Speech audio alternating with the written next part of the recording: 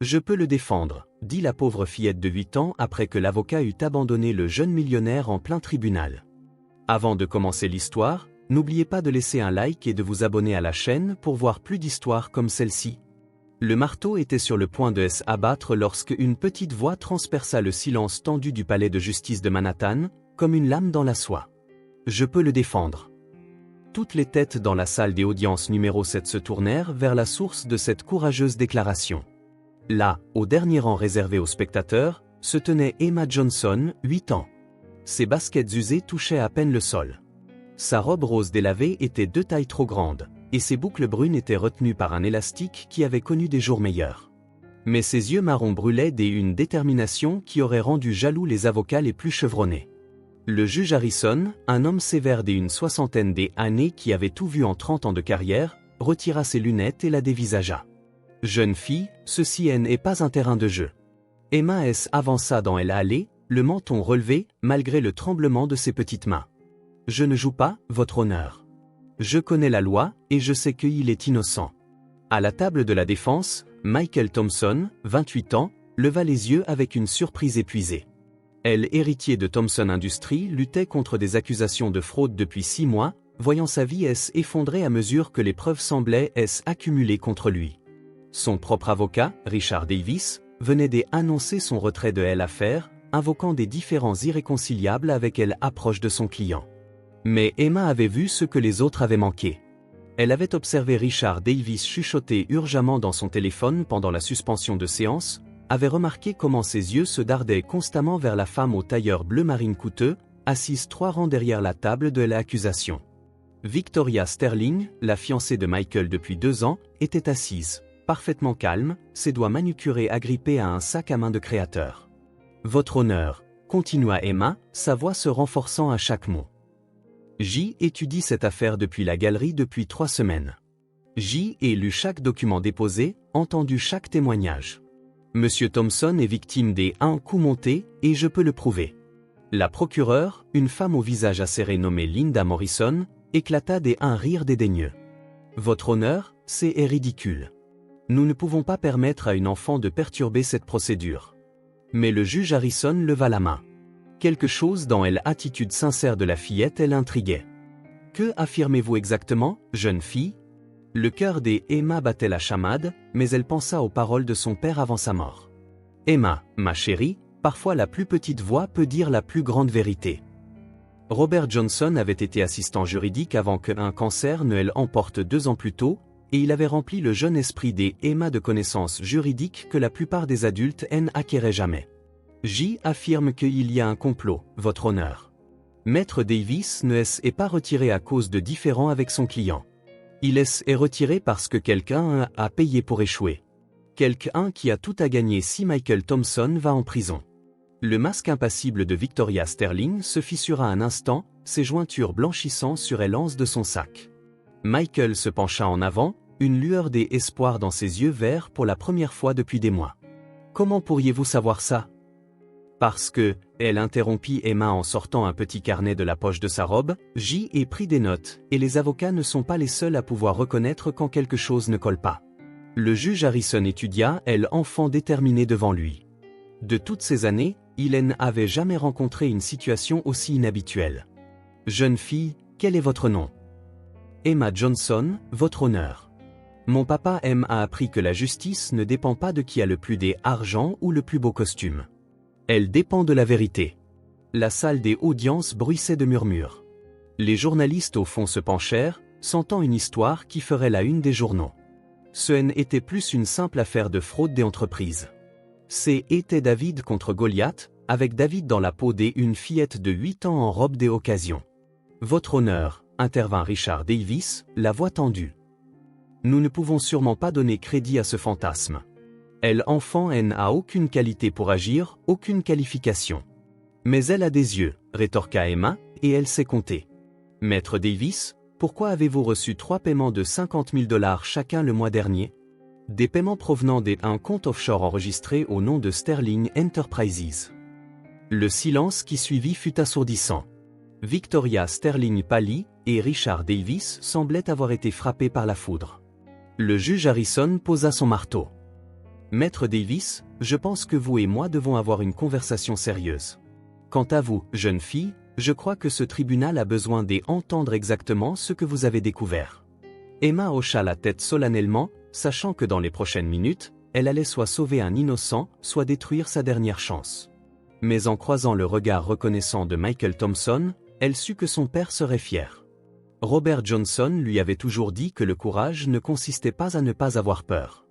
Il consistait à faire ce qui est juste quand on est terrifié. À cet instant, face à une salle pleine d'adultes qui la prenaient pour une folle, Emma n'avait jamais été aussi déterminée. La vraie bataille ne faisait que commencer. Le juge Harrison se pencha en avant, ses mains burinées fermement jointes sur le banc. Jeune fille, ce sont des accusations très graves. J'espère que vous comprenez la gravité de ce que vous affirmez. Les petits doigts d'Emma se resserrèrent sur son carnet, mais sa voix resta ferme. Je comprends parfaitement, votre honneur. Mon papa disait toujours que dire la vérité n'est jamais mal, même quand ça fait peur. Victoria Sterling agita mal à l'aise sur son siège, ses ongles parfaitement manucurés enfonçant désormais dans ses paumes. Elle croisa le regard de Richard Davis et fit un geste subtil vers la porte de la salle, mais l'avocat était figé sur place, des perles de sueur sur le front. Poursuivez, mademoiselle Johnson, dit le juge Harrison, son ton plus doux. Maintenant, dites-nous ce que vous avez observé. Emma ouvrit son carnet usé, les pages remplies de son écriture soignée à encre violette. Il y a 3 semaines, ai commencé à venir ici parce que Madame Patterson du centre communautaire a dit que le palais de justice avait la climatisation gratuite et que je pouvais y faire mes devoirs. Mais ai entendu le nom de Monsieur Thompson et je m'en suis souvenu des journaux. Elle regarda directement Michael, dont les yeux verts étaient fixés sur elle avec un espoir désespéré. Les journaux disaient qu'il avait volé de l'argent à sa propre entreprise, mais ça n'avait pas de sens pour moi. Pourquoi quelqu'un se volerait lui-même? La procureure Morrison se leva. Votre honneur, les interprétations de cet enfant sur des questions financières complexes. Laissez-la finir, ordonna fermement le juge Harrison. Emma continua, sa confiance grandissant. Alors, j'ai commencé à écouter et ai remarqué des choses, comme le fait que Maître Davis ne faisait jamais des objections quand la procureure disait des choses méchantes sur M. Thompson. Les vrais avocats font tout le temps des objections. J'ai appris ça en regardant la télé avec mon papa. Quelques rires parcoururent la galerie, mais l'expression d'Emma resta sérieuse. Ensuite, j'ai vu les relevés bancaires qu'ils ont montrés au tribunal. L'argent qui était censé aller sur le compte personnel de M. Thompson, il est allé sur le compte numéro 847 592 018. Mais regardez ici. Emma brandit un morceau de papier froissé. C'est un reçu que ai trouvé dans la poubelle devant le palais de justice la semaine dernière. C'est du déjeuner de Maître Davis, et il a écrit ce même numéro de compte au dos avec les initiales VS. La salle des audiences éclata en murmures. Le visage de Victoria Sterling était devenu complètement blanc. Richard Davis retrouva enfin sa voix. Votre honneur, c'est absurde, une enfant qui fouille dans les ordures. Maître Davis, la voix du juge Harrison était tranchante comme de la glace. Je vous suggère de rester silencieux, à moins d'être prêt à expliquer ce numéro de compte. Emma n'avait pas fini. Elle sortit une autre feuille de papier, celle-ci soigneusement pliée. Hier, j'ai entendu mademoiselle Sterling parler au téléphone pendant la suspension. Elle a dit, et je l'ai noté exactement, Richard, tiens-toi au plan. Une fois que Michael sera condamné, hériterai de tout grâce au contrat de fiançailles. Ensuite, nous pourrons disparaître aux îles Caïmans comme nous en avons discuté. Le silence dans la salle était assourdissant. Michael Thompson regarda sa fiancée avec stupeur, son visage un mélange de chagrin et de trahison. Victoria, murmura-t-il, est-ce que c'est vrai? Victoria Sterling se leva brusquement, son sac de créateur serré contre sa poitrine. C'est ridicule. Des fantasmes des enfants et des coïncidences. Alors ça ne vous dérangera pas que nous examinions vos relevés téléphoniques, dit calmement Emma. Parce que ai aussi noté l'heure exacte de cet appel. Hier à 14h47, pendant la pause de l'après-midi. Le juge Harrison saisissait déjà son marteau. Huissier, je veux que le téléphone de mademoiselle Sterling soit immédiatement mis sous scellé.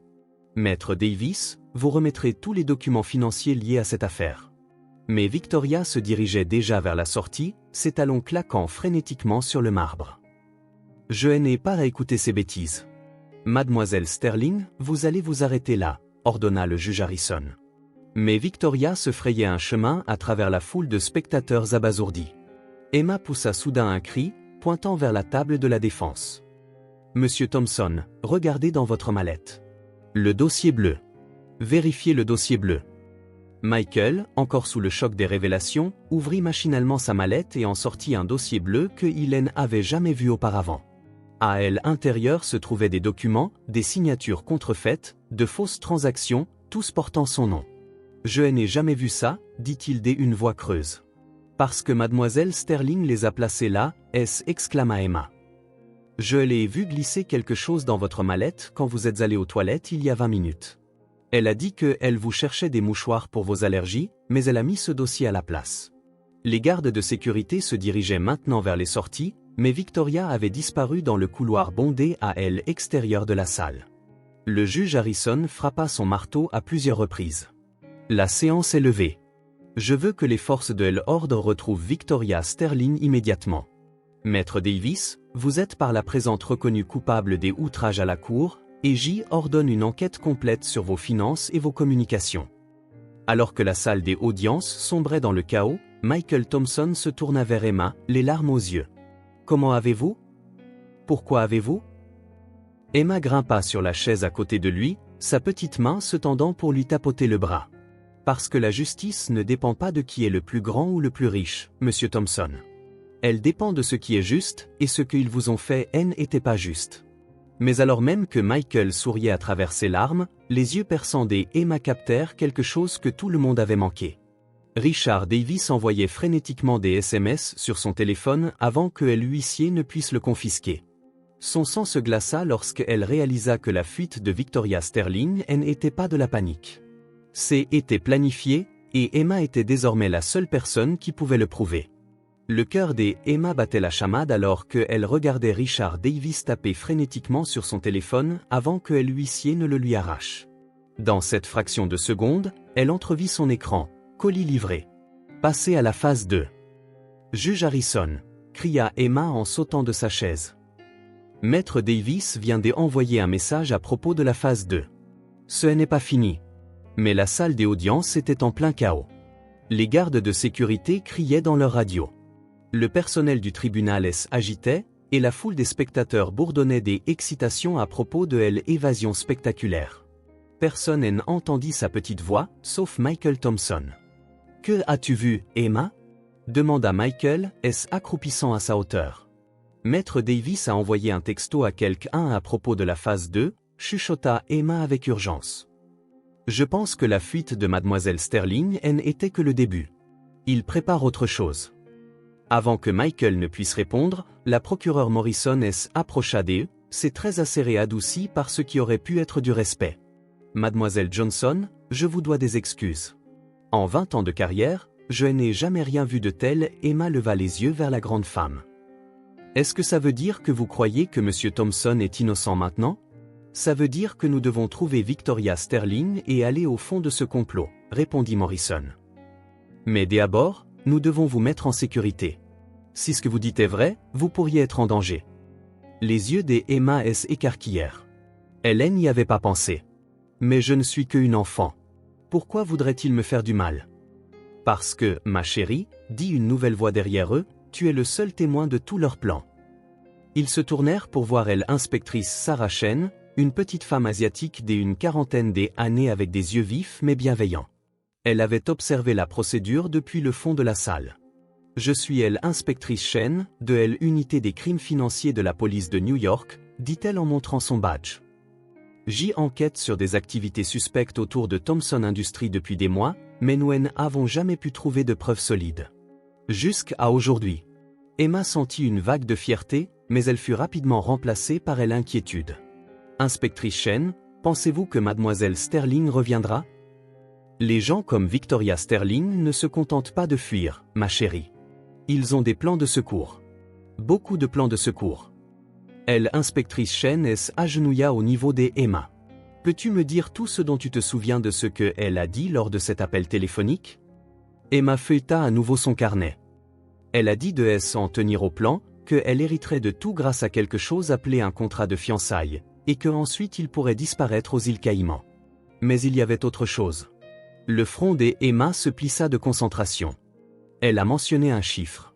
Elle a dit que le transfert de 2,3 millions du compte Thompson devrait être effectif dès ici vendredi. C'est demain. Michael Alta. 2,3 millions? C'est mon compte des héritages personnels. Seul moi et mon père y avons accès, et mon père?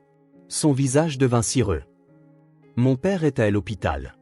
Il a eu une attaque il y a 3 semaines. L'inspectrice Chen était déjà à sa radio. Nous devons geler tous les comptes de la famille Thompson immédiatement et envoyer une unité à l'hôpital presbytérien.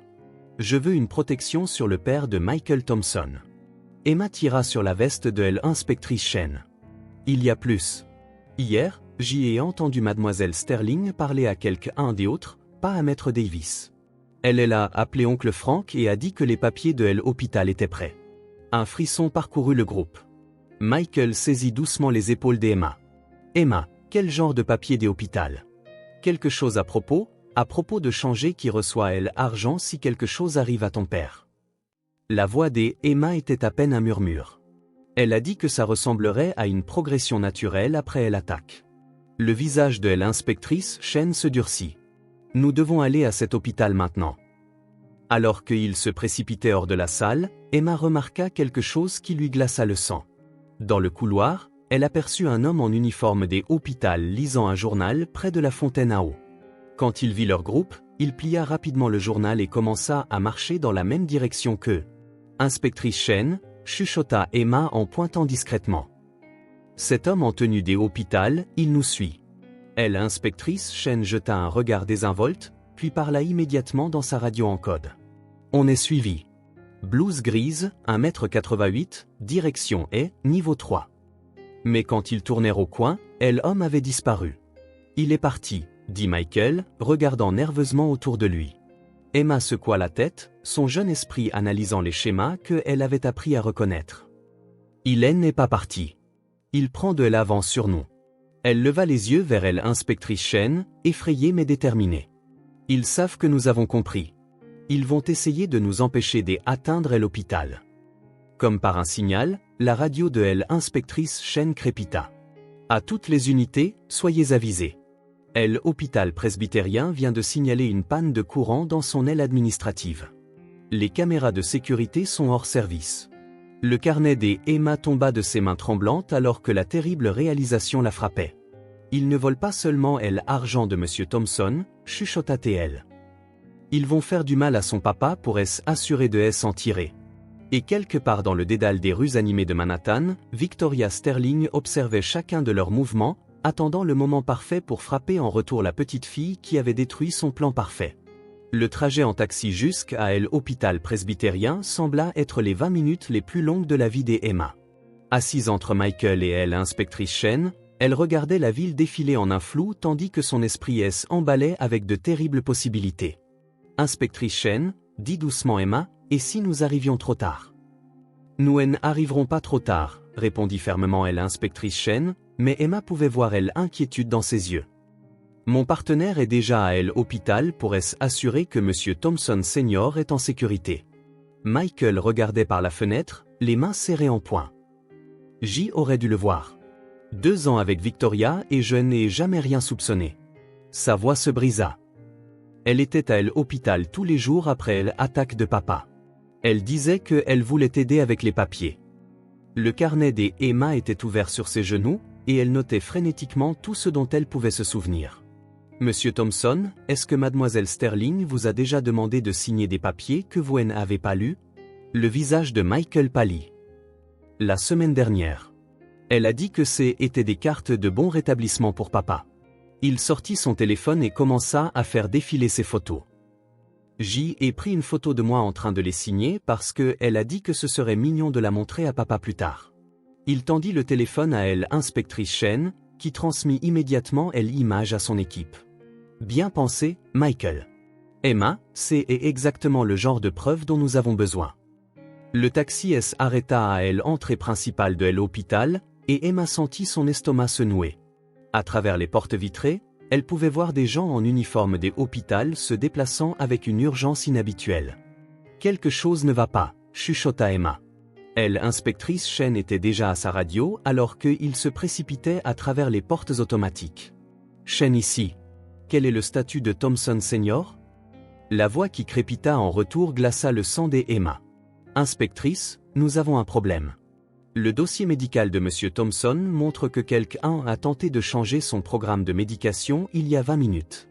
Elle, infirmière de service, elle a arrêté juste à temps. Ils se hâtèrent vers les ascenseurs, mais Emma attrapa soudainement le bras de elle, inspectrice Chen. Attendez, regardez le panneau des informations. Tout le monde se tourna pour voir ce que Emma pointait. Le répertoire de l'hôpital indiquait que William Thompson était dans la chambre 847, la même séquence de chiffres que le compte bancaire que Emma avait découvert dans les notes de Davis. Ce n'est pas une coïncidence, souffla Michael. Non, acquiesça sombrement elle, inspectrice Chen. Il planifie ça depuis des mois. Alors que les portes de l'ascenseur s'ouvraient au 8e étage, les yeux perçants des Emma repérèrent immédiatement quelque chose qui n'était pas à sa place. Au poste des infirmières, une femme en blouse tapait rapidement sur un ordinateur, mais ses ongles étaient parfaitement manucurés, tout comme ceux de Victoria Sterling. Là, pointa Emma. Ce n'est pas une vraie infirmière. La femme à l'ordinateur leva les yeux à la voix des Emma, et pendant un terrible instant, leurs regards se croisèrent. C'était Victoria Sterling, portant une perruque blonde et une blouse des hôpitaux, son visage tordu de rage d'avoir été découverte par la petite fille qui avait tout ruiné. Victoria attrapa quelque chose au poste des infirmières et courut vers la cage des escaliers. Mais pas avant que Emma ne voie ce qu'elle avait pris, une seringue remplie d'un liquide clair. Elle a un médicament, cria Emma. Elle va faire du mal à M. Thompson. Elle, inspectrice Chen, appelait déjà des renforts, mais Victoria avait une longueur d'avance. Emma prit une décision en une fraction de seconde qui la hantrait pendant des années. Elle se détacha du groupe et courut après Victoria, ses petites jambes la portant plus vite que n'importe quel adulte ne s'y attendait. Emma, non, cria Michael derrière elle, mais elle avait déjà franchi la porte de la cage des escaliers. Les baskets des Emma résonnaient contre les marches en béton alors qu'elle montait en courant, suivant le bruit des talons de Victoria au-dessus d'elle. Elle pouvait entendre Victoria parler avec colère au téléphone. Le plan est fichu. La gamine a tout vu. Nous devons finir ça maintenant et partir. Au moment où Emma atteignit le 10e étage, elle était à bout de souffle. Mais elle pouvait voir Victoria juste devant, poussant la porte de l'unité de soins intensifs cardiaques. Emma la suivit, le cœur battant, non seulement à cause de la course, mais aussi de la terrifiante prise de conscience de ce que Victoria avait l'intention de faire. L'USIC était faiblement éclairée et étrangement silencieuse.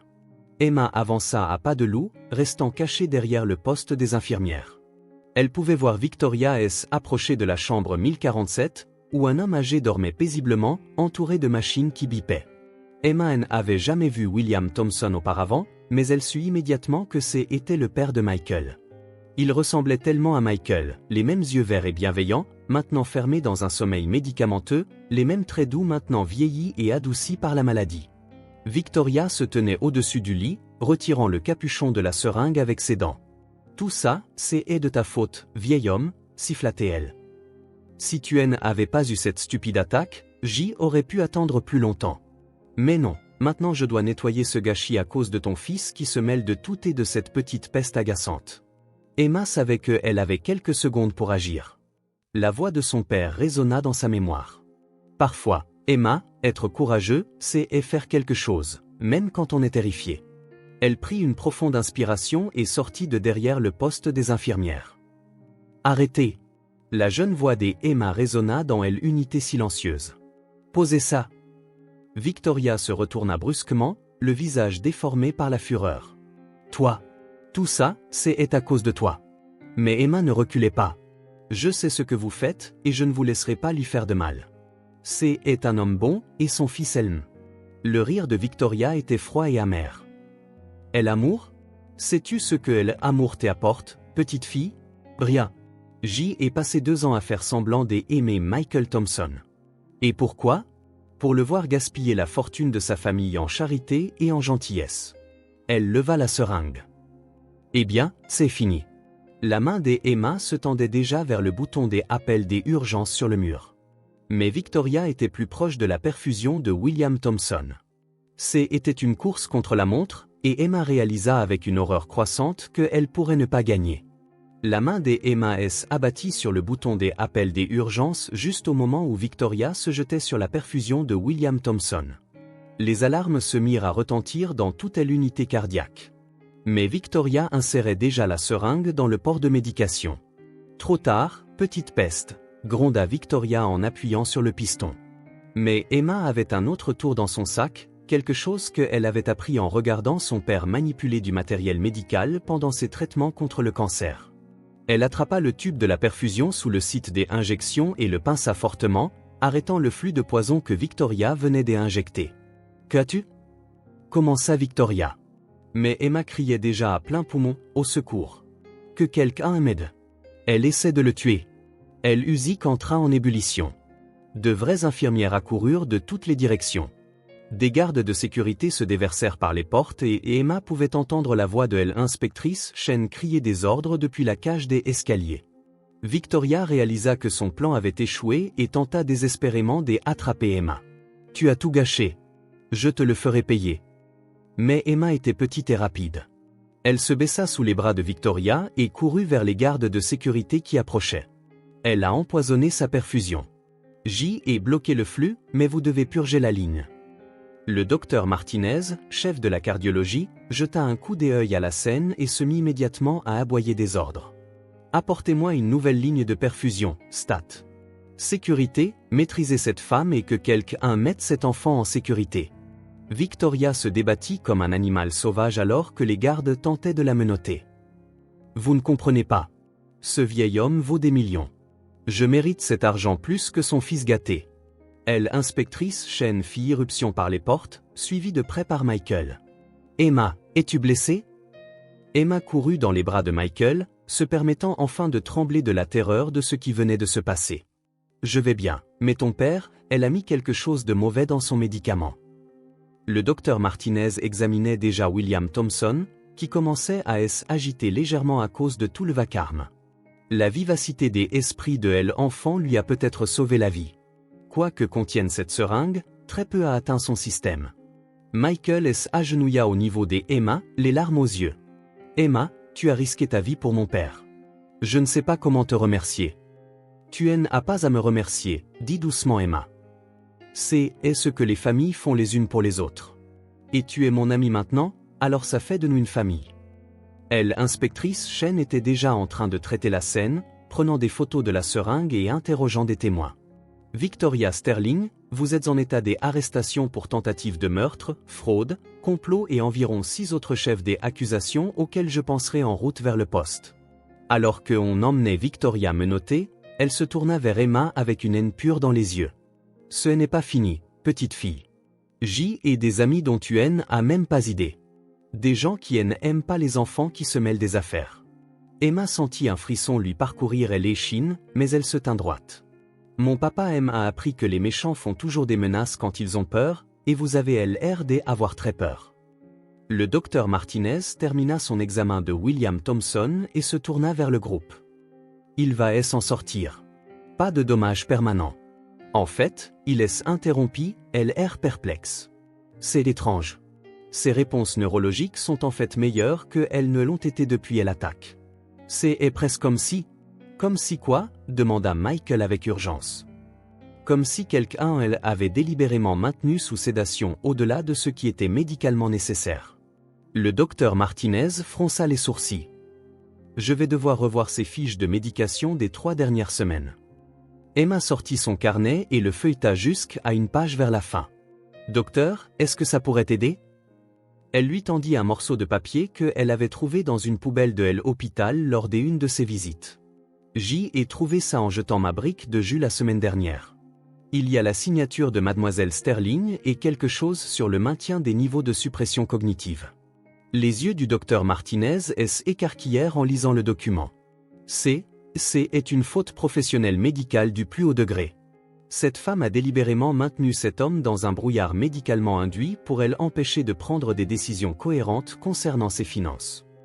Michael s'effondra sur une chaise voisine, accablé. Alors, elle a lentement tué mon père pendant des semaines, et je n'ai jamais rien su. Emma grimpa sur la chaise à côté de lui. Mais nous avons arrêté, Monsieur Thompson, et votre papa va aller mieux maintenant. Regardez, il commence déjà à se réveiller. En effet, les yeux de William Thompson commençaient à s'entrouvrir, pour la première fois depuis des semaines, il semblait clair et concentré. Michael. La voix du vieil homme était faible, mais indubitablement lucide. Mon fils, c'est toi? Michael attrapa la main de son père, des larmes coulant sur son visage. Oui, papa. Je suis là. Nous sommes tous les deux là. Voici Emma. C'est la petite fille qui t'a sauvé la vie. William Thompson tourna son regard vers Emma, et elle vit les mêmes yeux verts et bienveillants que son fils avait hérités. Bonjour, Emma. Merci de t'être occupée de mon garçon. Emma se sentit envahie de chaleur. De rien, Monsieur Thompson. Votre fils est très courageux. Il est battu pour prouver qu'il n'avait pas volé des argents. Le visage de William assombri. Voler? Michael ne ferait jamais. Attends, toi ou elle? Ses yeux aiguisèrent avec une conscience retrouvée. Victoria, elle a fait signer des papiers.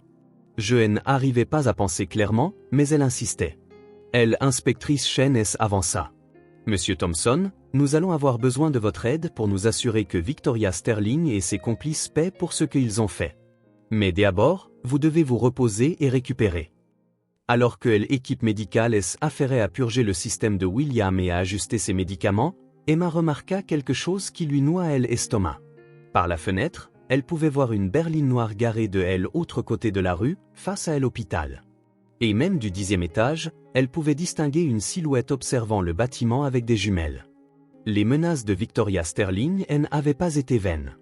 Après tout, Emma était sur le point de découvrir que sauver Michael et son père n'était que le début d'un jeu beaucoup plus vaste et dangereux. Emma tira sur la manche de l'inspectrice Chen, les yeux fixés sur la fenêtre. « Inspectrice, il y a quelqu'un qui nous observe de l'autre côté de la rue. » L'inspectrice Chen suivit le regard d'Emma et se raidit immédiatement. « Michael, emmène Emma et ton père dans sécurisé, maintenant. » Mais avant qu'il ne puisse bouger, les yeux perçants d'Emma captèrent autre chose.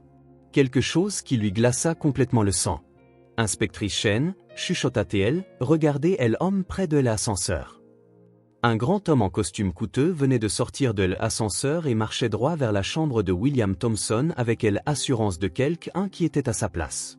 Mais Emma le reconnut du tribunal. Il était assis au dernier rang pendant le procès, prenant toujours des notes. Cet homme était au procès tous les jours, dit Emma avec urgence. Il n'est pas censé être ici. La main de l'inspectrice Chen se déplaça vers son arme. Sécurité au 10e étage, Usyk, maintenant, dit-elle dans sa radio. Mais l'homme avait entendu et se retournait déjà, révélant un visage qui fit halter Emma. C'était le juge Harrison, mais pas le juge bienveillant et paternel de la salle des audiences. Les yeux de cet homme étaient froids et calculateurs, et quand il vit Emma le pointeur du doigt, son expression devint meurtrière. « Bonjour, mademoiselle Johnson », dit le juge Harrison, sa voix désormais dépourvue de toute chaleur. « Vous avez été une sacrée petite détective, n'est-ce pas ?» Emma se plaça instinctivement derrière Michael, mais son esprit tournait à plein régime. « Vous n'êtes pas censé être ici. Les juges ne rendent pas visite aux hôpitaux. » Très observatrice, mon enfant. Mais encore une fois, vous avez toujours été trop observatrice pour votre propre bien.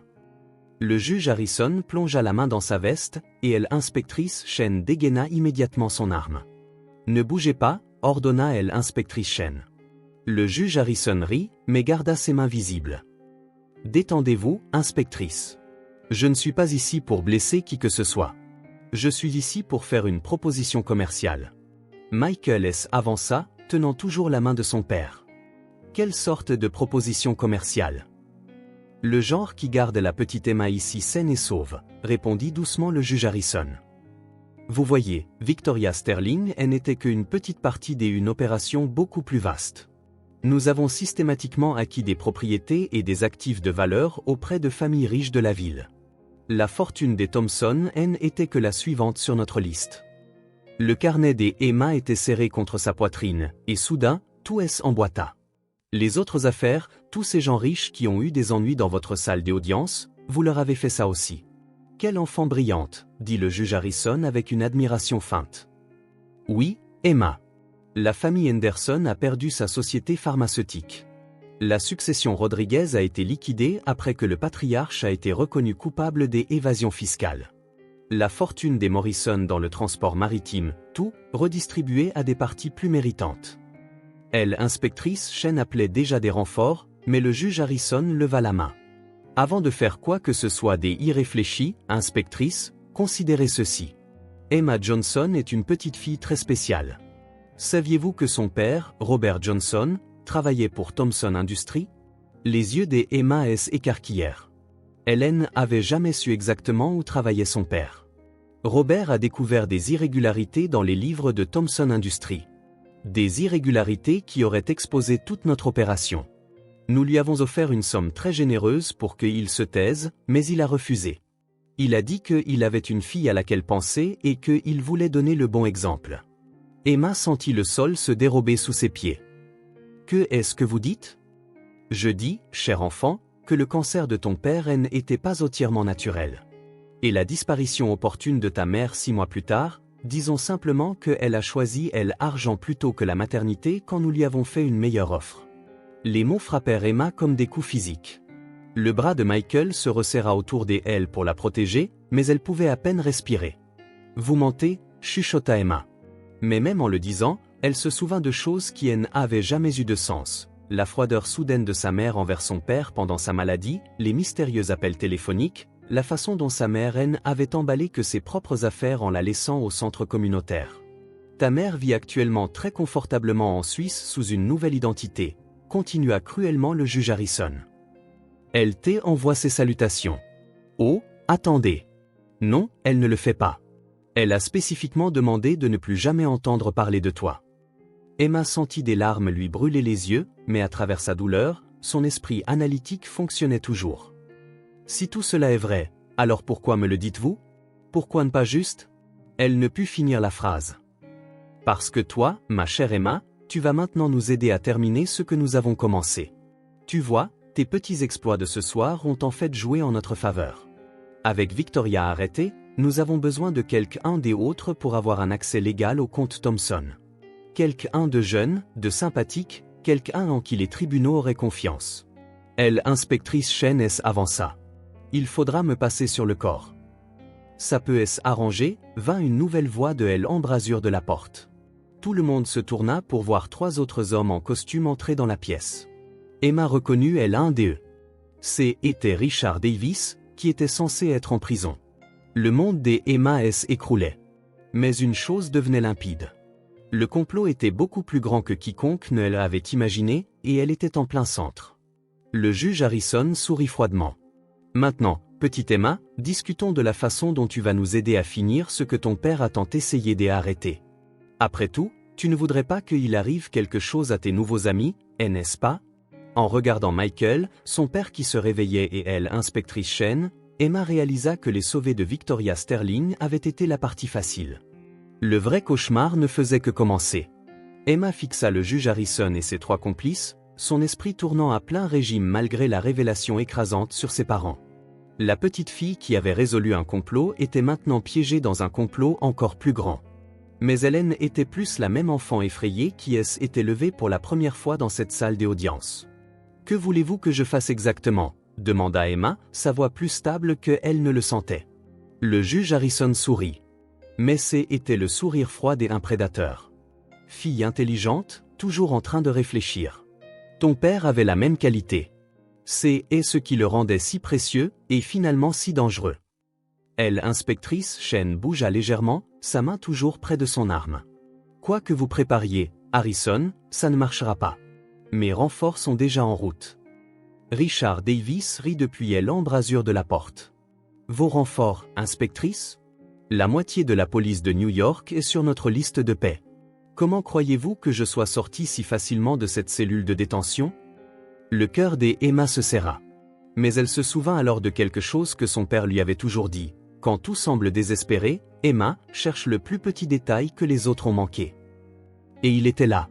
Le juge Harrison n'arrêtait pas de vérifier sa montre de luxe, non pas comme quelqu'un qui attend des renforts, mais comme quelqu'un qui travaille contre la montre. Vous êtes pressé, observa tranquillement Emma. Quelque chose ne va pas dans votre plan. Le sourire du juge Harrison vacilla légèrement. Toujours aussi perspicace. Oui, Emma. Votre petite performance au tribunal au jour de 8 a considérablement accéléré notre calendrier. Nous devons finaliser l'acquisition des Thompson et disparaître avant que les enquêteurs fédéraux arrivent demain matin. Michael prit la parole depuis le chevet de son père. Des enquêteurs fédéraux? Oh oui, continua le juge Harrison. Il semble que quelqu'un ait fourni des informations au FBI sur la corruption judiciaire dans ce district. Nous avons peut-être 8 heures avant qu'il ne perquisitionne mes bureaux et ne gèle tous les comptes que nous utilisons. L'esprit des Emma travaillait furieusement. Quelqu'un des autres était au courant du complot, quelqu'un avec assez de pouvoir pour faire venir des agents fédéraux. Mais qui? La question maintenant, dit le juge Harrison, est de savoir si vous nous aiderez à réaliser cette transaction finale volontairement, ou si nous devrons vous fournir une motivation supplémentaire. Un des hommes près de la porte avança et chuchota quelque chose à l'oreille du juge Harrison. Le visage du juge assombri. Il semble que nous ayons une autre complication. Inspectrice Chen, il semble que votre partenaire ait posé des questions embarrassantes sur les événements de ce soir. Monsieur Davis, veuillez passer un appel et vous assurer que l'inspecteur Rodriguez rencontre un malheureux accident en venant ici. Non, cria Emma, puis se reprit. Elle devait être plus maligne. Je veux dire, je vous aiderai, mais je veux savoir exactement ce que vous attendez de moi dès à bord. Le juge Harrison étudia attentivement. Demain, vous témoignerez que Michael Thompson vous a avoué l'existence de comptes cachés supplémentaires. Vous direz qu'il vous a indiqué l'emplacement de fonds offshore que nous avons déjà préparé. Avec votre témoignage, nous pourrons saisir légalement les actifs restants des Thompson. Emma hocha lentement la tête, mais ses yeux perçants avaient capté un détail crucial. La montre de luxe du juge Harrison n'était pas n'importe quelle montre. Elle portait une gravure sur le côté que elle pouvait tout juste déchiffrer. À Frank, avec tout mon amour, Margaret. Frank. Victoria avait mentionné un oncle Frank dans un de ses appels. Le juge Harrison était l'oncle Frank à qui Victoria faisait ses rapports. J'ai besoin de temps pour réfléchir à ce que je vais dire exactement, dit prudemment Emma. Et je veux m'assurer que M. Thompson et son père seront en sécurité. Bien sûr, dit le juge Harrison avec magnanimité. Vous avez jusqu'à 6 heures du matin demain. L'audience est à 8 heures précises. Il fit un geste à ses hommes. Maître Davis restera ici pour assurer que notre jeune témoin reste motivé. Alors que le juge Harrison et 2 de ses hommes partaient, Emma sentit les murs se refermer sur elle. Mais elle sentit aussi autre chose, une étincelle de la même détermination qui elle avait porté à travers tout. Richard Davis s'installa sur une chaise près de la porte, prévoyant clairement de les surveiller toute la nuit. Mais il avait commis une erreur cruciale. Il avait sous-estimé le pouvoir d'une fillette de 8 ans qui avait appris que parfois, la plus petite personne dans la pièce pouvait tout changer. Emma croisa le regard de l'inspectrice Chen et fit un minuscule geste vers son carnet. L'inspectrice Chen hocha la tête presque imperceptiblement. La vraie bataille était sur le point de commencer. Et cette fois, Emma ne se battait pas seule. Les heures s'écoulèrent lentement dans la chambre des hôpitaux de William Thompson. Richard Davis était assis près de la porte, alternant entre vérifier son téléphone et lancer des regards noirs à Emma, qui semblait dormir, recroquevillée sur la chaise à côté de Michael. L'inspectrice Chen somnolait par intermittence sur une autre chaise, sa main jamais loin de son arme. Mais Emma ne dormait pas. Son esprit passait en revue chaque détail qu'elle avait observé, chaque conversation qu'elle avait entendue, chaque indice qu'elle avait rassemblé au cours des 3 dernières semaines. Plus important encore, elle se souvenait de choses sur son père que Helen avait jamais comprises auparavant. Robert Johnson avait été plus qu'un simple assistant juridique. Emma se rappelait maintenant les appels téléphoniques tardifs qu'il passait pendant sa maladie, parlant à voix basse de schémas et des irrégularités. Elle se souvenait qu'il lui avait appris à reconnaître les faux documents, à repérer les mensonges dans le langage corporel des gens, à mémoriser les détails importants. Il ne lui avait pas seulement appris des compétences de vie. Elle avait préparé pour ce moment. Vers 3 heures du matin, alors que la vigilance de Richard Davis était au plus bas, Emma ouvrit soigneusement son carnet à une page qu'elle avait marquée plus tôt. Écrit de la main de son père, une écriture que elle était entraînée à copier pendant des années, se trouvait un numéro de téléphone et un seul mot, assurance. Emma avait trouvé cette page glissée dans un des vieux livres de droit de son père il y a 2 ans, mais elle n'avait jamais compris ce que cela signifiait. Maintenant, en regardant le numéro, elle reconnut l'indicatif régional, Washington DC. Tout en faisant semblant d'ajuster sa position sur la chaise, Emma réussit à attirer l'attention de l'inspectrice Chen en utilisant le langage des signes que son père lui avait appris pour les urgences. Elle épela FBI. Les yeux de l'inspectrice Chen s'écarquillèrent légèrement, mais elle ne donna aucune autre indication qu'elle avait compris. Emma pointa ensuite son carnet et articula silencieusement « Mon papa savait ». Au cours de l'heure suivante, Emma communiqua soigneusement son plan à l'inspectrice Chen en utilisant une combinaison de langage des signes et de gestes à peine perceptibles. C'était risqué, dangereux et dépendait d'un timing parfait, mais c'était leur seule chance. À 4h15, William Thompson commença à s'agiter plus activement alors que les derniers effets des sédatifs de Victoria quittaient son système. Ces mouvements réveillèrent Michael, qui se rendit immédiatement au chevet de son père. « Papa, comment te sens-tu » Les yeux de William s'ouvrirent, et pour la première fois depuis des semaines, ils étaient complètement clairs et alertes. « Michael, dit-il, sa voix plus forte qu'elle ne l'avait été depuis l'attaque. Mon fils, je dois te dire quelque chose d'important sur l'entreprise, sur ce que Victoria m'a fait signer. » Richard Davis se leva immédiatement, son attention focalisée sur le lit. C'était exactement ce que Emma attendait.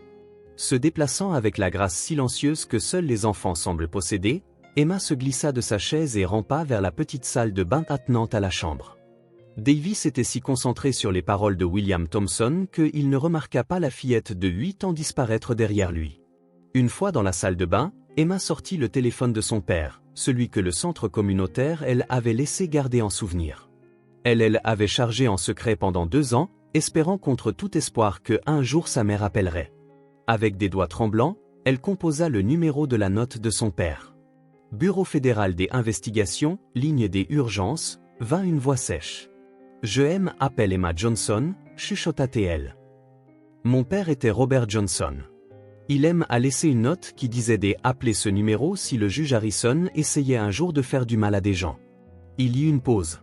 Puis la voix devint urgemment intéressée. « Emma, restez en ligne. Êtes-vous en danger immédiat ? » « Oui. Je suis à l'hôpital presbytérien, chambre 1047. Le juge Harrison vole de l'argent à des familles et il a tué mon papa et il va me forcer à mentir au tribunal demain. Emma, ralentissez. Nous savons pour votre père.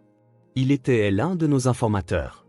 Nous montons un dossier contre l'opération de Harrison depuis 3 ans. Emma sentit ses genoux flageoler. Mon papa aidait le FBI. Était un héros, Emma. Et si vous appelez ce numéro, cela signifie que vous êtes en grand danger. Nous avons des agents à 3 minutes de votre emplacement. Emma entendit la voix de Richard Davis devenir plus forte devant la porte de la salle de bain. « Où est la fille ?»« Ils m'ont trouvé », chuchota Emma dans le téléphone. Emma, écoutez attentivement. Allez à l'ascenseur principal et appuyez sur le bouton des arrêts des urgences. Nos agents vous y rejoindront. Pouvez-vous faire ça ? Emma hocha la tête, même si la personne au téléphone ne pouvait pas la voir. Oui. Elle raccrocha et ouvrit prudemment la porte de la salle de bain. Richard Davis regardait partout frénétiquement et l'inspectrice Chen était sur ses pieds, la main sur son arme. Elle ne peut pas être allée loin, disait Davis. La gamine se cache probablement quelque part dans cette pièce. Emma prit une profonde inspiration, se souvenant des paroles de son père. Parfois, Emma, la chose la plus courageuse que tu puisses faire est de faire confiance au plan, même quand tu ne vois pas comment il va fonctionner. Elle sortit de la salle de bain. Je suis juste là, maître Davis. Davis se retourna, le soulagement et la colère se disputant sur son visage. Ne refais plus jamais ça, petite. Ces mots furent coupés par le son des portes de l'ascenseur ouvrant au bout du couloir, suivis de voix autoritaires disant « FBI ». Personne ne bouge. Emma sourit pour la première fois depuis des heures. Je crois que les amis de mon papa sont là. La phase finale du plan de Robert Johnson était enfin en marche. Le couloir de l'hôpital sombra dans un chaos contrôlé alors que des agents du FBI en tenue tactique se déployaient au 10e étage. Emma entendit l'agent Rodriguez, le partenaire de l'inspectrice Chen, qui était bien vivant et se révélait maintenant être un agent fédéral infiltré, coordonnant l'opération par radio. Richard Davis pâlit en réalisant que le piège était refermé. C'est impossible. La gamine n'aurait pas pu. La gamine travaille avec des agents fédéraux depuis plus longtemps que vous ne volez des familles, dit-elle à l'inspectrice Chen avec satisfaction, abandonnant enfin sa feinte des épuisements. Pensiez-vous vraiment que nous laisserions une fillette de 8 ans affronter ça toute seule? Emma sentit un soulagement immense, mais aussi de la confusion. Inspectrice Chen, vous saviez pour mon papa? Ton père était un homme courageux, Emma. Quand il a découvert les irrégularités financières chez Thomson Industries, il ne s'est pas contenté de les signaler aux autorités locales. Il est allé directement au FBI. Il nous a fourni des informations sur l'opération de Harrison pendant des mois avant sa mort. L'agente Sarah Mitchell, une grande femme aux yeux bienveillants, entra dans la pièce et s'agenouilla au niveau des Emma. « Salut, Emma. Je suis l'agente Mitchell. Ton père parlait tout le temps de toi. Il était si fier de ton intelligence et de ton courage. » Emma sentit les larmes lui monter aux yeux. « Mais le juge Harrison a dit que mon papa a été tué parce qu'il n'a pas voulu prendre des argents. » Non. Le juge Harrison t'a raconté beaucoup de mensonges ce soir, ma chérie. Ton père est mort du cancer, comme tu l'as toujours cru. Mais avant de mourir, il nous a fait promettre de veiller sur toi et d'arrêter l'opération de Harrison. La voix de l'agente Mitchell s'adoucit. Il savait que si quelque chose lui arrivait, Harrison pourrait essayer de t'utiliser pour atteindre la famille Thomson. Michael semblait abasourdi. Alors, tout ce qui s'est passé au tribunal aujourd'hui, c'était Emma qui suivait ses instincts et l'entraînement de son père, combiné à des agents fédéraux se positionnant pour prendre Harrison en flagrant délit, expliqua l'agente Mitchell. Quand Emma est levée dans cette salle d'audience, elle a déclenché un plan qui est en préparation depuis 3 ans. Richard Davis fit une tentative désespérée vers la fenêtre, mais 2 agents étaient déjà là pour le maîtriser. Alors qu'il le menottait, Emma remarqua quelque chose tomber de sa poche, un petit enregistreur. Il enregistrait tout, observa Emma. Pendant tout ce temps où nous avons parlé, il enregistrait. L'agente Mitchell ramassa l'appareil et sourit sombrement. Ce qui signifie que nous avons maintenant le juge Harrison sur bande, avouant meurtre, corruption et complot. Davis pensait probablement se protéger, mais il vient de nous donner la dernière pièce du puzzle dont nous avions besoin. William Thomson, maintenant pleinement alerte et assis dans son lit, prit la parole pour la première fois depuis l'arrivée des agents. Agente Mitchell, je dois vous dire que Victoria Sterling m'a forcé à signer des documents alors que J était sous sédatif. Je n'avais aucune idée de ce que J acceptait. Nous savons, monsieur Thomson. Ces documents seront déclarés nuls et tous vos actifs vous seront restitués. L'agente Mitchell se tourna de nouveau vers Emma. Mais il y a autre chose que tu devrais savoir, Emma. À propos de ta mère. Le cœur d'Emma se serra. Elle redoutait ce moment. Le juge Harrison a menti à ce sujet aussi. Ta mère ne t'a pas abandonné pour de l'argent. Elle a été menacée. Les gens de Harrison lui ont dit que si elle ne disparaissait pas, il vous ferait du mal à toutes les deux. Elle pensait te protéger en restant à l'écart. Emma avait l'impression que le monde tournait. Elle ne voulait pas me quitter. Elle appelle notre bureau chaque semaine pour prendre de tes nouvelles. Elle vit dans une maison sécurisée en Oregon, pas en Suisse. Et Emma, l'agente Mitchell sourit, elle est en route pour venir ici en ce moment même. Les émotions qui submergeaient Emma étaient trop fortes pour être traitées. Soulagement, joie, confusion et épuisement se disputaient le contrôle. Michael se pencha et lui serra la main. « Emma, tu as sauvé ma famille, dit-il doucement. Mais plus que ça, tu as terminé ce que ton père a commencé. Tu as fait tomber toute une organisation criminelle. » Emma regarda l'inspectrice Chen, l'agente Mitchell, Michael et son père en convalescence. « Je n'aurais pas pu le faire seul. »« C'est là toute la question, ma chérie, dit l'agente Mitchell. Ton père a appris que la justice ne consiste pas à être la personne la plus forte ou la plus intelligente dans la pièce. Il s'agit de bonnes personnes travaillant ensemble pour faire ce qui est juste. » La voix de l'agent Rodriguez crépita à la radio. « Harrison est en garde à vue. Nous l'avons attrapé alors qu'il tentait de fuir par le parking de l'hôpital.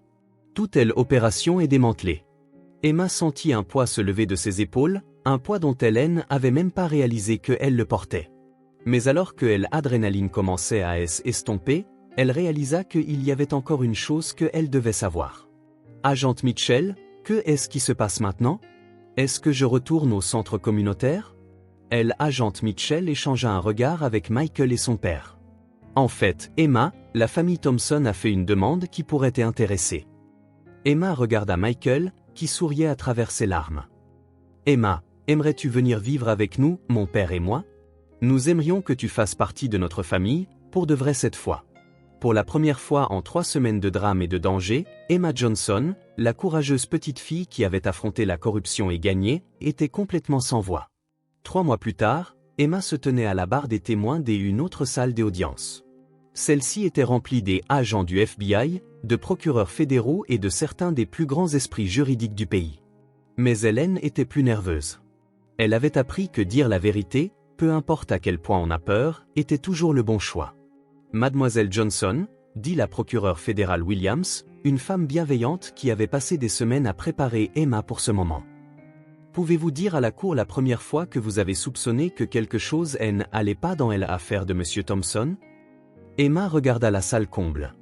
Au premier rang se trouvaient Michael et William Thompson, maintenant complètement rétablis et de retour à la tête de son entreprise. À côté d'eux était assise l'inspectrice Chen, l'agent Mitchell, plus important encore, une femme avec les mêmes boucles brunes et les mêmes yeux marrons que Emma, sa mère, Sarah Johnson. Les retrouvailles 3 mois plus tôt avaient été tout ce que Emma avait espéré et plus encore. Sa mère, elle, avait serré dans ses bras pendant des heures, expliquant à travers ses larmes comment elle avait été forcée de disparaître pour protéger Emma, comment elle avait observé de loin Emma grandir courageuse, intelligente et gentille, et à quel point elle était fière de la petite fille qui était devenue une héroïne. Je savais que quelque chose n'allait pas, dit clairement Emma dans le micro.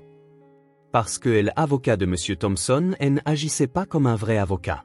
Les vrais avocats se battent pour leurs clients. Ils s'opposent aux questions injustes. Ils ne laissent pas les procureurs dire des choses méchantes sans rien dire. Dans la section des accusés, le juge Harrison était assis, menotté, son visage un masque de rage et de défaite. À côté de lui, Richard Davis semblait petit et abattu.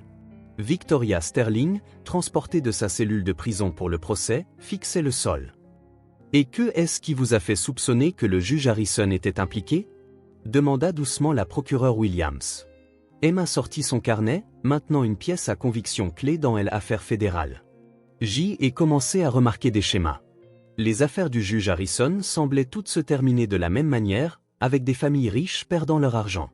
Et il n'arrêtait pas de vérifier sa montre pendant le procès, comme il craignait de manquer de temps.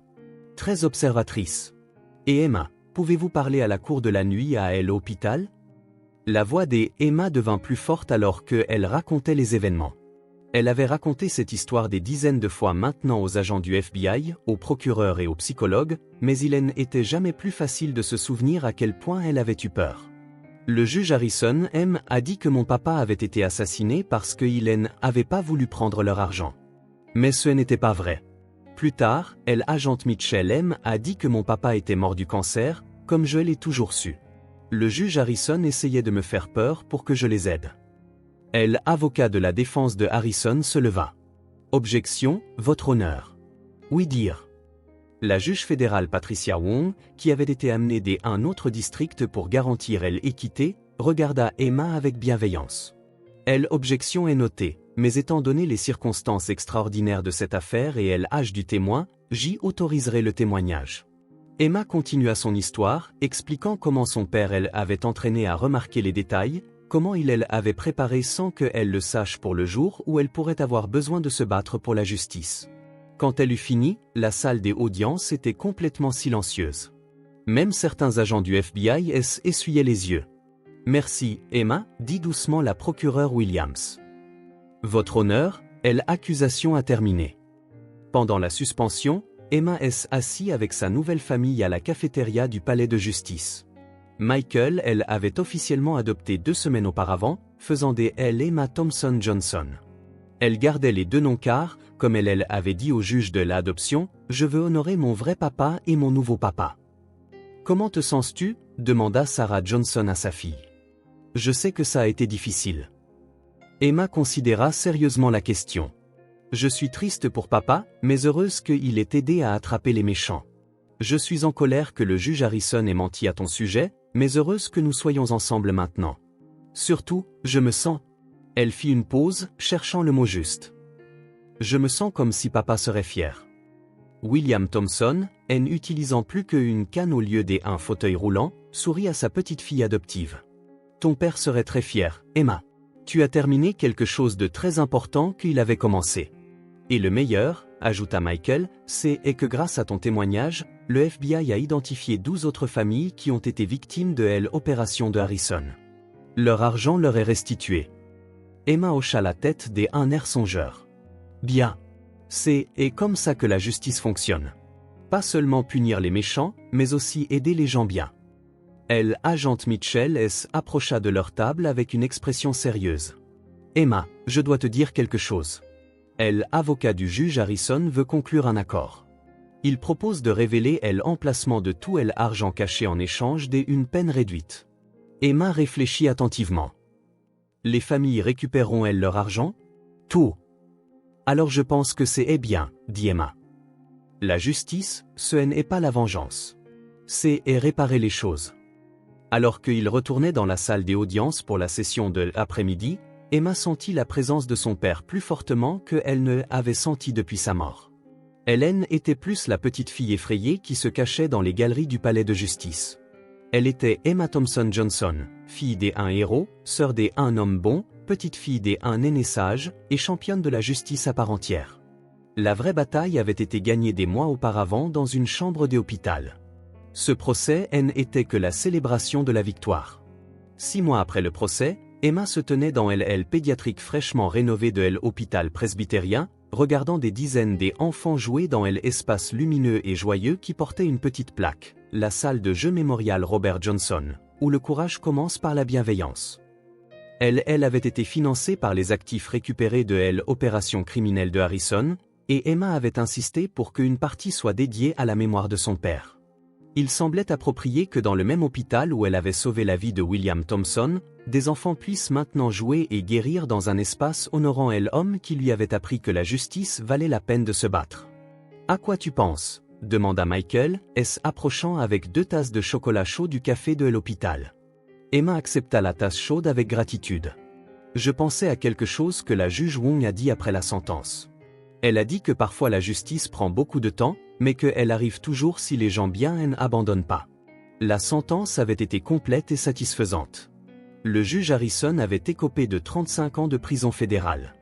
Richard Davis, 15 ans et interdiction d'exercer à vie. Victoria Sterling, 20 ans avec possibilité de libération conditionnelle après 12 ans. Plus important encore, chaque famille victime de leur opération avait vu ses actifs restitués avec intérêt. En parlant de gens bien qui n'abandonnent pas, dit Michael avec un sourire, j'y ai des nouvelles. Le FBI a appelé ce matin. Emma leva les yeux avec intérêt. Bonne ou mauvaise nouvelle? Certainement bonne. Ils ont identifié l'opération de Harrison comme faisant partie d'un réseau national plus large. Ton témoignage et les preuves que tu as recueillies les ont aidés à monter des dossiers dans 6 autres États. Ils estiment que plus de 200 familles ont été victimes de stratagèmes similaires. Emma sentit une agitation familière de ses instincts d'enquêtrice. Vont-ils tous les attraper? Avec ton aide, peut-être. Agent Mitchell veut savoir si tu serais intéressé à examiner certains dossiers. Apparemment, tu as un talent unique pour repérer les schémas que les adultes manquent. Emma réfléchit sérieusement à la question. À 9 ans, elle avait fêté son anniversaire le mois dernier avec sa mère biologique et sa famille adoptive. Elle était plus expérimentée en matière d'enquêtes criminelles que la plupart des policiers. Mais elle commençait aussi enfin à être une enfant normale, allant à l'école, se faisant des amis, jouant au football. « Je peux y réfléchir ?» demanda-t-elle. « Bien sûr, il n'y a aucune pression, Emma. Tu en as déjà fait plus que assez. » Ils traversèrent les couloirs de l'hôpital, passant devant la chambre où Emma avait confronté Victoria Sterling pour la première fois, passant devant Usyk où elle avait sauvé la vie de William Thompson. L'hôpital semblait différent maintenant, non pas effrayant et dangereux, mais paisible et plein d'espoir. Dans le hall principal, ils rencontrèrent Sarah Johnson, qui avait déménagé à New York et travaillait comme défenseur des victimes de crimes en col blanc. Les retrouvailles avec sa mère n'avaient pas été parfaites. Il y avait encore des moments de gêne, des années de séparation à combler, mais elle construisait quelque chose de nouveau et de solide ensemble. « Comment s'est passée l'école aujourd'hui ?» demanda Sarah en serrant sa fille dans ses bras. Bien. J ai eu un A à mon exposé sur le système judiciaire, répondit fièrement Emma. Madame Henderson a dit que était très. Quel était le mot? Perspicace. William Thompson approcha depuis l'ascenseur, se déplaçant maintenant facilement avec juste une légère faveur pour son côté gauche.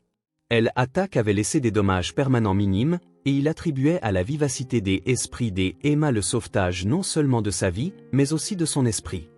Emma, ma chérie, j'y ai quelque chose pour toi, dit-il en sortant un petit paquet emballé.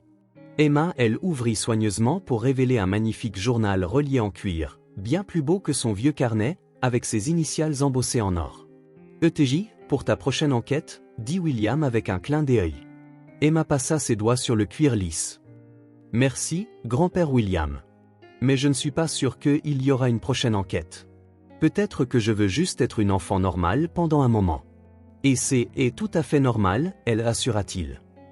Mais les héros ne cessent pas d'être des héros simplement parce qu'ils ne sont pas activement héroïques. Ils sont des héros à cause de qui ils sont à l'intérieur.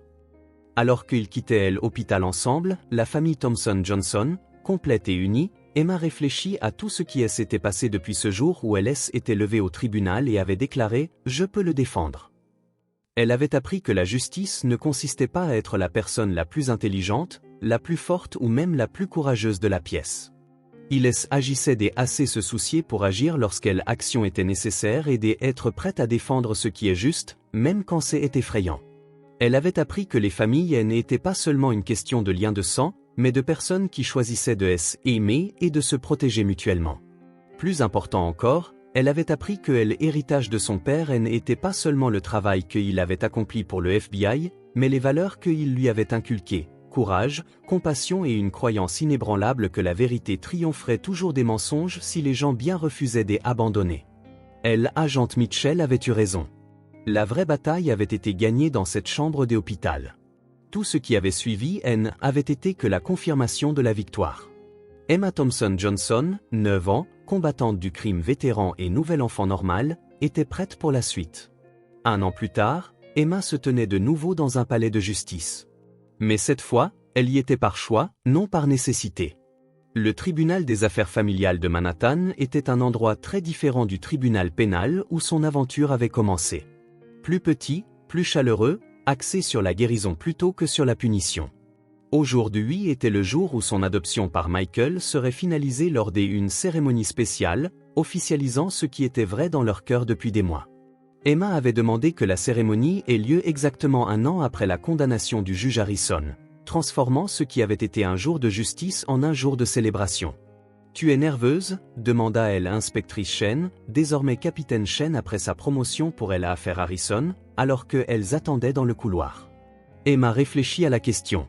Un peu, mais c'est un bon trac, comme quand on est sur le point d'avoir quelque chose qu'on a toujours voulu. La salle des audiences était bondée d'amis et de membres de la famille.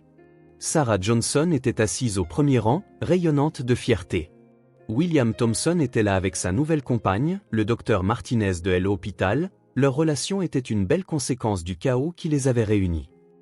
Agent Mitchell et agent Rodriguez étaient assis ensemble, toujours étonnés de la manière dont une affaire sur laquelle ils avaient travaillé pendant 3 ans avait été résolue par une fillette de 8 ans avec un carnet. Même des invités inattendus étaient venus. La procureure Morrison du procès initial était là, devenue une amie de la famille.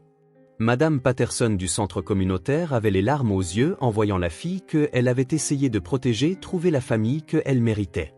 La juge Patricia Wong, qui avait présidé le procès Harrison, avait accepté de diriger la cérémonie des adoptions. Elle sourit chaleureusement alors que la famille Thompson-Johnson approchait du banc. « Emma, dit doucement la juge Wong, comprends-tu ce que signifie l'adoption ? Ça veut dire que Michael devient mon papa légal et que je deviens sa fille légale. Et nous promettons de prendre soin l'un de l'autre pour toujours, répondit Emma avec assurance. Et Michael, promets-tu d'aimer et de prendre soin d'Emma comme ta propre fille? Michael baissa les yeux sur Emma, les larmes aux yeux. Je le promets, votre honneur. Elle est déjà ma fille de toutes les manières qui comptent. Alors, par le pouvoir qui m'est conféré par l'État de New York, je déclare cette adoption définitive. Emma Thompson-Johnson, vous êtes maintenant officiellement et légalement la fille de Michael Thompson. La salle des audiences éclata en applaudissements, Mais Emma, elle entendit à peine. Elle était trop occupée à serrer son nouveau père dans ses bras et à sentir la chaleur des être exactement là où elle devait être. Après la cérémonie, il y eut une réception dans le hall du palais de justice. Emma se déplaça dans la foule, acceptant les félicitations et se sentant submergée par le nombre de personnes qui se souciaient d'elle. Mais le moment le plus significatif vint lorsqu'elle agent Mitchell la prit à part. « Emma, j'ai quelque chose à te dire.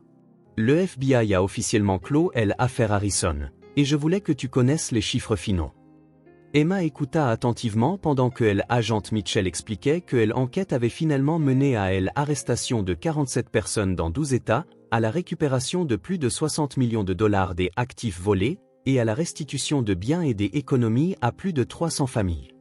Et tout a commencé, dit l'agent Mitchell, avec une petite fille qui a remarqué qu'un avocat ne se battait pas assez pour son client. Emma ressentit une profonde satisfaction, mais aussi autre chose, un sentiment d'achèvement. Le travail que son père avait commencé était vraiment terminé. « Agent Mitchell, je peux vous demander quelque chose? » « Bien sûr. Pensez-vous que mon papa serait fier de la façon dont tout est terminé? » L'agent Mitchell s'agenouilla au niveau des Emma, comme elle avait fait cette première nuit à l'hôpital. « Emma, ton père serait stupéfait. Il a passé des mois à rassembler des preuves et à établir la confiance avec notre équipe. Mais tu as accompli en 3 semaines ce que nous n'avons pas pu faire en 3 ans. Tu as apporté la justice non seulement à la famille Thompson, mais à des centaines de familles dont nous ne savions même pas qu'elles avaient été lésées. » Emma hocha la tête, sentant une paix profonde s'installer en elle. « Bien. C'est tout ce que j'ai toujours vraiment voulu. » Alors que la réception touchait à sa fin, la famille Thompson-Johnson se rassembla pour des photos. Emma se tenait entre Michael et sa mère, avec William à leur côté, entourée de toutes les personnes qui les avaient aidés à gagner le combat pour la justice et la famille. « Alors, quelle est la prochaine étape pour nous? » demanda Michael alors qu'il se préparait à partir. Emma réfléchit sérieusement à la question. « Je pense que j'aimerais finir dès avoir 9 ans. Peut-être apprendre à faire du vélo. Certainement améliorer au football. Et peut-être, elle fit une pause. Peut-être que quand je serai plus grande, je pourrai aider des autres enfants qui ont besoin de quelqu'un pour les défendre. Je pense, dit Sarah Johnson, que ça ressemble à un plan parfait. » Alors qu'il sortait du palais de justice sous le soleil éclatant de New York, Emma Thompson Johnson réfléchit à tout ce qui les avait menés à ce moment. Elle avait appris que les héros existaient dans toutes les tailles, que les familles pouvaient être construites sur l'amour autant que sur le sang, et que la justice ne consistait pas seulement à punir le mal, mais à protéger les innocents et à restaurer ceux qui avaient été perdus. Plus important encore, elle avait appris que lorsque quelqu'un que vous aimez vous apprend à être courageux, ce courage devient une partie de qui vous êtes pour toujours. La petite fille qui était un jour levée dans une salle des audiences et avait déclaré « Je peux le défendre » était maintenant entourée de gens qui la défendraient. Tout comme elle serait toujours prête à défendre ceux qui avaient besoin de protection. La justice, Emma elle avait découvert, ne consistait pas seulement à gagner une bataille. Il agissait de construire un monde où chacun appartenait à quelqu'un, où la vérité importait plus que le pouvoir, et où même la plus petite voix pouvait tout changer. La vraie bataille n'était jamais vraiment terminée, mais avec des gens bien se battant ensemble, c'était une bataille que l'amour gagnerait toujours.